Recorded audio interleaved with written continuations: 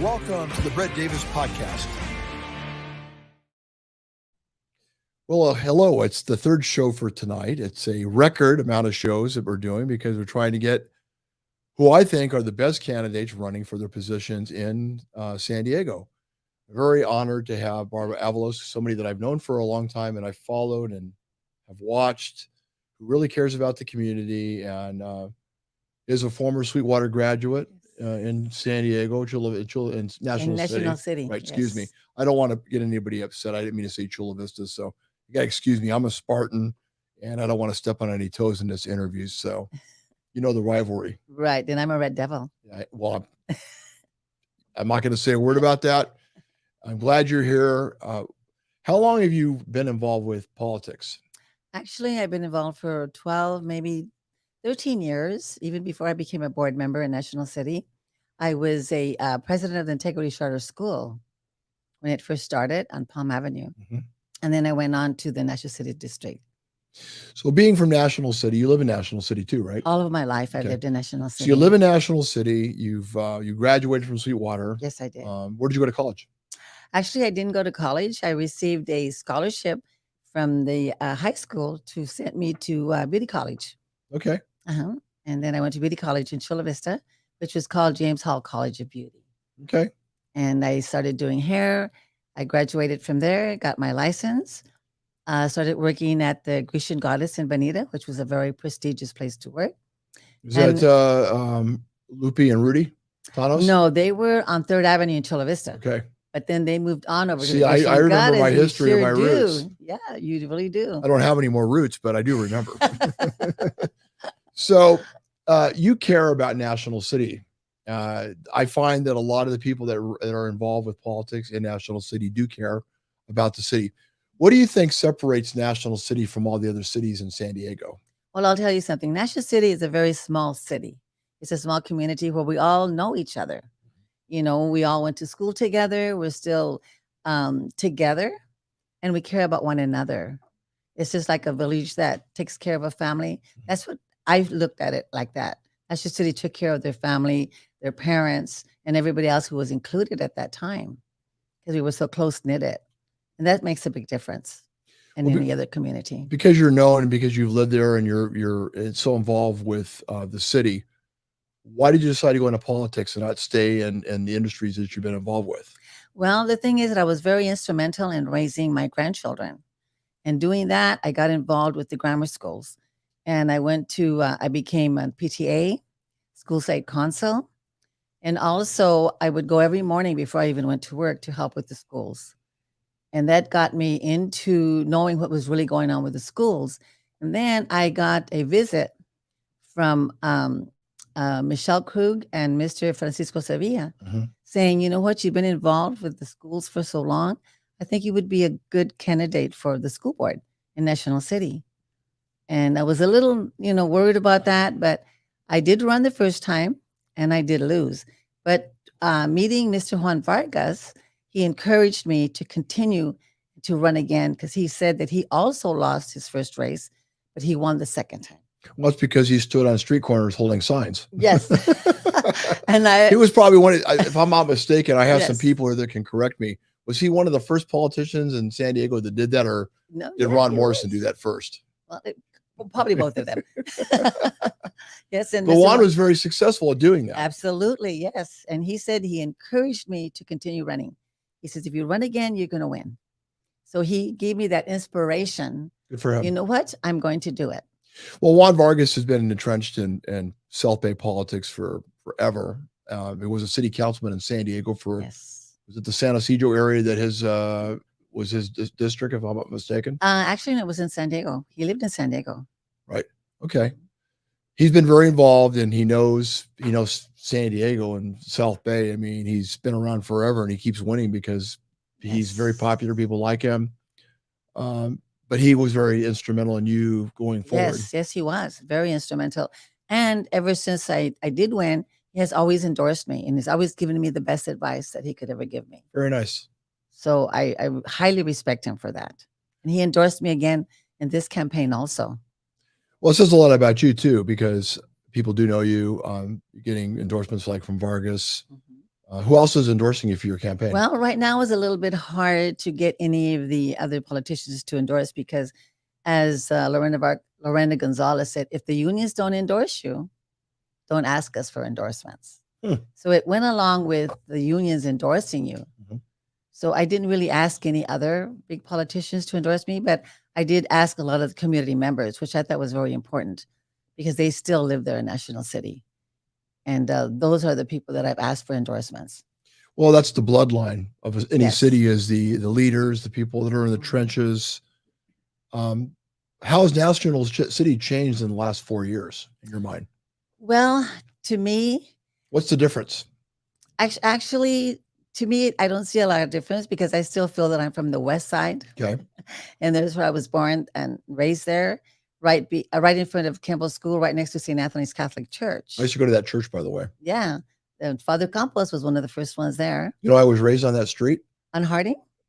You're kidding. No, Really? a lot of people don't know that. So my mom and dad worked, and then my aunt and uncle, my godfather's mom, the Sarmientos. Oh, absolutely. Our Sarmientos had the yellow house right across the street from my grandmother's So that house is where I used to go, and she would watch over me when my mom and dad worked or my grandmother wasn't available. Yeah. And so I grew up with the Sarmiento family with grandpa and grandma there. Yes. And they were sweet, wonderful people. Very, very sweet. In fact, Liza, when I wanted to become a hairdresser, she would let me practice on her hair. I had never even went to beauty college. See, but I didn't know. Was cutting hair already. So I didn't know we had this connection with across the street. Unbelievable. Right across the street. And then of course, there was Liza, and then there was Margaret. Oh, of course, yes, Margaret. And they had one more younger sister. I don't remember her. Was that Kuka? Yes. See, I do remember. I didn't think I remembered. These memories are coming back. I remember all these names are coming back. They had Raul. Unbelievable. In fact, he took me to my high school prom. Wow. Did you know about this? We were right across the street, you know. trying to get the check out with her husband to make sure everything's okay that we're talking about, because sometimes these things come back. We don't want any scandals in your campaign. No. And he knows all about me. Good. So we're going down memory lane because it's a very small community still. Yes, it is. People were like, Brett, why are you getting involved with National City? Well, now you know.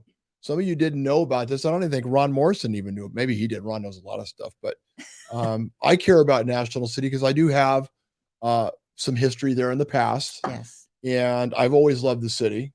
I like the quaintness of everything. Also, people, if they like you, they like you. And you know the people that don't like you because they have no problems letting you know that either. That's right. And they'll like you forever. For whatever you do, whatever you say, they're going to like you. It doesn't make any difference. Right. I've never heard of anybody saying they dislike anybody because we're such a close-knit family. I can go down Wilson Street, Harding Street, any street, McKinley, and tell you exactly who lived where and who was there and who went to school with me. And you know, where you don't have to email anybody. You can make a phone call. Or that's right. Hey, what's going on with this? Oh, this is going on. I mean, you know them by name. Yes. You've known them.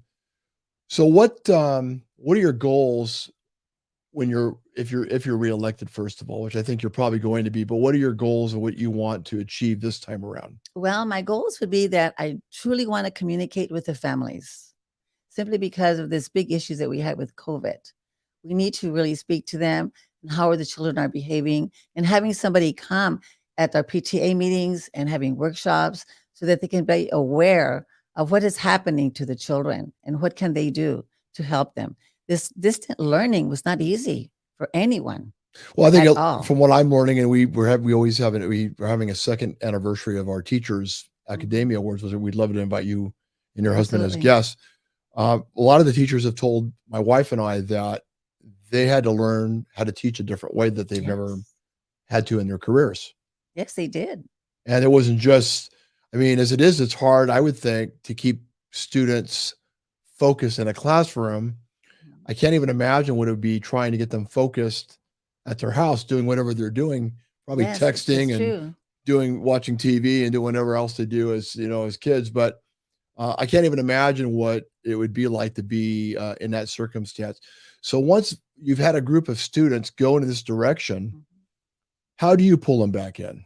Well, what's your thoughts on that? Well, like I said, we had special needs children that needed a lot of attention. whereas their parents didn't know really what to do. I heard a lot of stories of them getting together, doing workshops, and mentoring them Yeah. into something more positive. You know, hey, we all went through it. We're all going through it.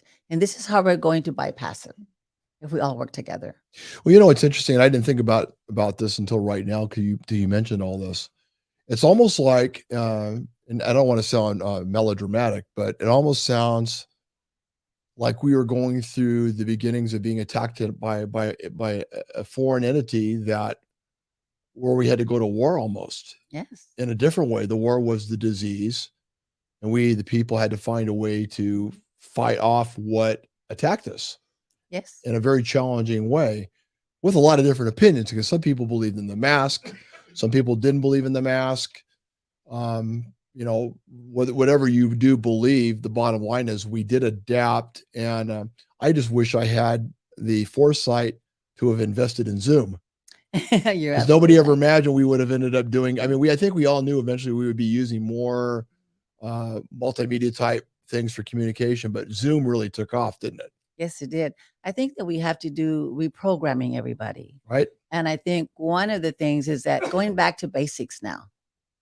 If we can teach our families and our children to go back to basics, start to learning all over again, I think it's going to be a big help to all of us. How hard is it to find good teachers right now? Is there a shortage? Well, there is a shortage of teachers. You know, I have to remember that during this COVID, we had many teachers who were ready to retire. Ah, And the fact that they were doing distant learning, they said, you know what? This isn't for me. I'm not going to do this.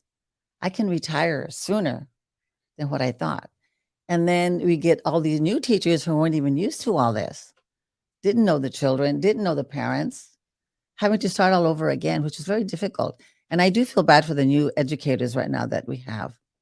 one thing that I have heard, I'm not trying to put you in the hot seat, but you know, I try to be as real as I can and respectful, and I have a lot of respect for you. That's why I asked you to come here today. Teachers are saying that their pay hasn't kept up with the inflation. And a lot of them are finding it challenging to be able to pay for housing and for fuel, for gas to get to work. How, in your seat or your position, do you think that you can help out in that situation? Because that's what I'm hearing from a lot of people that are teachers. Well, I'll tell you something. I'm all for the teachers, 100% for the teachers. I have many family members from here all the way to Albuquerque, New Mexico, all the way to Texas. And a lot of my own family here in National City are educators. So I want them to get what they earn, what they deserve. Mm-hmm. It's time now to start giving them what they deserve. They've gone through a lot. So how do we get to current times with pay? Because apparently a lot of these teachers, like you said, are either retiring, some are even deciding to go into different careers for whatever the reason might be, whether it's the pay.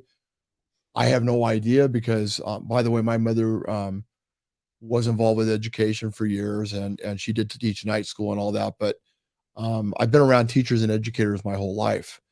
So I understand a little bit how they think and what they're about. And I've been blessed to be around that. But everything you said from the pandemic to, and what we brought up as far as raises and cost of living increases, you know, how do we bring the talent that's in these schools going to college and say, hey, look, have you ever thought about teaching? How do we bring them to the communities and the inner cities? What do we do to entice them to come, to be able to afford it? Absolutely. Being able to afford it is going to be very difficult right now. Why? Because the fact that, as you said a while ago, the rents are high, the food is high, the gas is high. Actually, we're going to have to start to learn how to budget.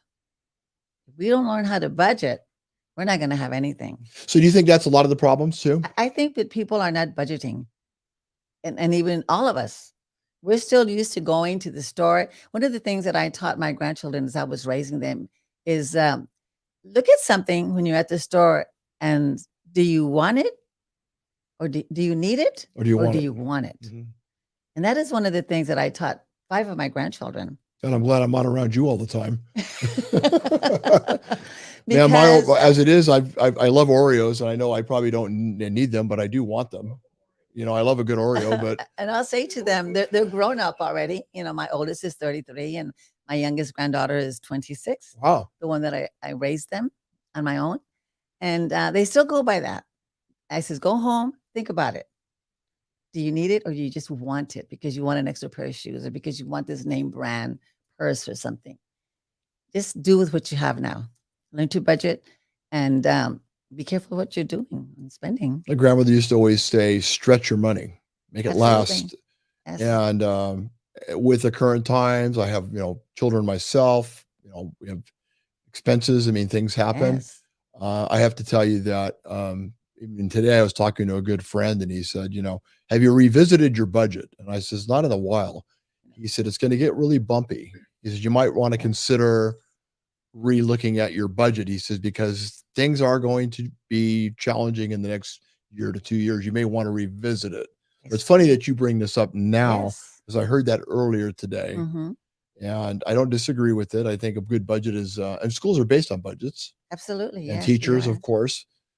But I got to tell you, it is expensive to live in San Diego. It's very And National expensive. City's not any cheaper either. No, we're at the highest tax here in National City, Uh-huh. and El Cajon also is highest tax. I just took something back yesterday at Macy's because I bought something here in Bonita Plaza. Was and it my They didn't was have it? my size. Oh, I thought you were going to say it was my Christmas present. You decided that we weren't good friends, and It was a Christmas present, but not for me. And they didn't have the size, so I took it to the one in Fashion Valley, uh-huh. and I got change back. I said, "Wait a minute, how did I get change back?" Oh, I know why. The taxes. That taxes. And he said, "Next time you want to buy something, you come here. Don't go to Bonita Plaza." I says, "What? No, I live there, but the taxes are higher." So this might be a great segue into the next interview because we have Ron Morrison, of course, is running for mayor of Yes. National City, and I'd love to talk to him about his thoughts on that and see what his thoughts are because people are being squeezed Yes. and hardworking people, honest people. I'm gonna get a little talk about because half my family is from Jalisco, Oh, okay. and so Filipinos and the Mexican workers are some of the hardest working individuals that I know Yes. of. I'm not going to say everybody because everybody works hard, but I know I've watched the cultures. I know how they operate. They work very, very hard, and it's about family. Yes. And there's a lot of Filipinos and a lot of Mexican families in National City. Well, I started working when I was 15 and a half. I worked at Delbers Department Store on National Avenue. Mhm. From there, I went to Krasny's. Remember they had the Krasny store, and in the bottom they had a gun. They used to sell guns in the Tell bottom. me you bought a gun there. No. I never bought a gun there. But they used to have sell guns downstairs, and they sold clothes upstairs. And then I went back and worked at Moto Day. Remember Moto Day? Yeah, all the stores I of course. Yeah. And I worked there when I started at 15 and a half. Wow. So I have worked all of my life. What do you tell these families that work so hard together? Because family is very important, and the cultures that we just talked about, especially in National City. What do you tell those families that are struggling and they're trying to get their kids to school? They deserve a great education, which they're getting in National City because National City, I know a lot of teachers there, as you do, and they do care about the students. Yes, we do. But how do we retain that talent? And what do you tell those families that are concerned that they don't know what's going to happen in the next couple of years? There's a lot of worry. Yes, there is a lot of worry, and patience is a virtue. They have to understand that what we've gone through is going to take a while to come back to what we were before. And that's what they have to have faith, that they have to believe, and it will happen in due time. Well, good leadership, of course, is important. And you're running again for the seat. Yes. What do you think you bring to the table this time around that's different than the last time you ran? Well, I'm bringing to the table more experience than I've ever had because I've seen what has happened in the past, since COVID. And being an experienced board member, I feel that I have a lot to offer and a lot to give and a lot to say how we could change things around and work with our teachers, work with our classified employees, and really help them a lot to understand of what we're going to have to be doing. And I guess patience. We have to have patience with our families the children. We're getting over like a huge earthquake, like a tornado that we've It never was like had like I said, it's almost before. like a war. We were almost at war. Yes. People went away. Mhm. People came back. Some people became quieter, Right. learning Yeah. how to communicate. A lot of kids nowadays learn how to communicate and get their thoughts across because the combination of the pandemic and then the iPhone, which is a double-edged sword in my mind because it takes their minds into a different direction instead of learning how to do this, which we grew up on, Right. which we think is very important. I think that in forcing our parents to give their children a lot of hugs, a lot of kisses, you're going to be all right. Things are going to be fine. Let's move on and start in a routine with your children. That's very good advice. You know, this is what I would do. This is what I still do. I have 10 grandchildren and 10 grandchildren. 9 great grandchildren. And I do pick up 2 of my great grandchildren from school. They go to school in Spring Valley, and I do teach them that, and what are the magic words? I love Thank you. you. Thank you. I love you. Excuse me. Well, I love you first, to grandma. And teach them the magic words, which that so many children have forgotten, as well as adults.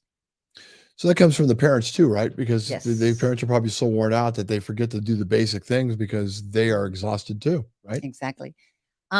These little cell phones have got to go. When my grandchildren and my great-grandchildren come to visit me, there's a basket. Put your phones here in the basket. It's in my room. Lock it up. Hear that, Sarah? I'm talking to my wife because we have kids that are still at home, and I always talk about this magical basket. For some reason, we haven't been able to get that basket in place, and I think it needs to be in place. Because I say, did you come to visit me, or did you come to be on the cell phones? And at the end, then we give them their cell phones back. Whatever they do at their house, I have no control of. When they come to my house, I do have a little control. So I think a lot of what we talked about today are basic, important things that maybe people don't think they are important, but are. The hugs, the kisses, I love you, I believe in you, and you can do it. Well, that's what we need to hear within the national city with our leaders saying the same types of thing. Sometimes I think things get very political and also very, what's the word? Desensitized. Could be, yes. Because everybody's on pins and needles. They're worried they're going to be criticized for what they've done. But the basics, I love you, thank you, Yes. respect. Exactly. We can agree to disagree. Yes. People need to become more humanistic. We need to go back to being able to work together and be different because we've lost that somewhere. Yes, we have. Yes, we have. And we will get back to that. We will. Well, I think it's happening, but I do believe people are getting tired of the fighting and they want to get back to where people are finding ways to collaborate. Because when we collaborate as a human race or as people, we do our best work. I think if families would say one day out of the month, let's get together, whether it's at your home or in a park, or wherever it may be. We've got to get together again. Now, are you a good cook? Oh, yes, I am. So when you have that get together, I do hope we're invited. I'm really a really good dishwasher, by the way, and Sarah and I will come and help you take away the food because we don't want you to have leftovers and help you any way we can. I only cook Mexican food. I don't know how to cook anything else. That's okay. Just Sounds chile good. relleno, chile verde, quesadillas. Sounds good to me. All of that. Well, I can be the bartender. I can make a good margarita. And I have no liquor in my house. Yeah, what? I have no liquor in my house. Oh, okay. Well, then we'll do any of my because even though they're in their 30s, grandma, nope, not in my home. You don't. Sorry. Well, if I promise not to drink, can I come and have some chili relleno?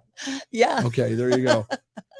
No beer, no wine, Okay. no liquor in my house. And of course, she comes to the IQ podcast studio, and we're talking about cigars and open bar with tequila shots, and we will never do that when Barbara is here. Okay, just so everybody know that. And it's not my idea to do those things. That's Sarah, my wife. She likes a good cigar and a good tequila shot.